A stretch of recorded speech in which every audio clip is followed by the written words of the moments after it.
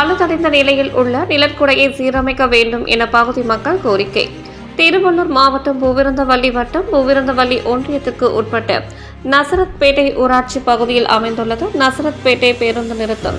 சென்னை பெங்களூர் அதிவிரைவு தேசிய நெடுஞ்சாலையில் அமைந்துள்ள சர்வீஸ் சாலை பகுதியில் உள்ள நசரத்பேட்டை பேருந்து நிறுத்தத்தை பயன்படுத்தி வரும் பகுதி மக்கள் திருமலிசை, திருவள்ளூர், காஞ்சிபுரம் மார்க்கமாக சென்று வருகின்றனர். இப்பகுதியில் நிழற்குடை இல்லாததால் கடந்த 2020-21 ஆண்டு பூந்தமல்லி திமுக எம்எல்ஏ தொகுதி மேம்பாட்டு நிதியின் கீழ் 9.50 லட்சம் ரூபாயில் பயணியர் நிழற்குடை அமைக்கப்பட்டது. நிழற்குடை அமைக்கப்பட்டு 2 ஆண்டுகள் ஆன நிலையில் தற்போது எலும்புக்கூடாக மாறியுள்ளது. பகுதி மக்களிடையே அதிர்ச்சியை ஏற்படுத்தியுள்ளது.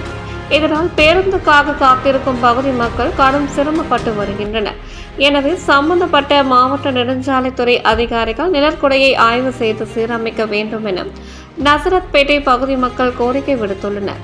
சான்றோர் குரல் செய்திகளுக்காக செய்தியாளர் பூபாலனுடன் செய்தி வாசிப்பாளர் வித்யா.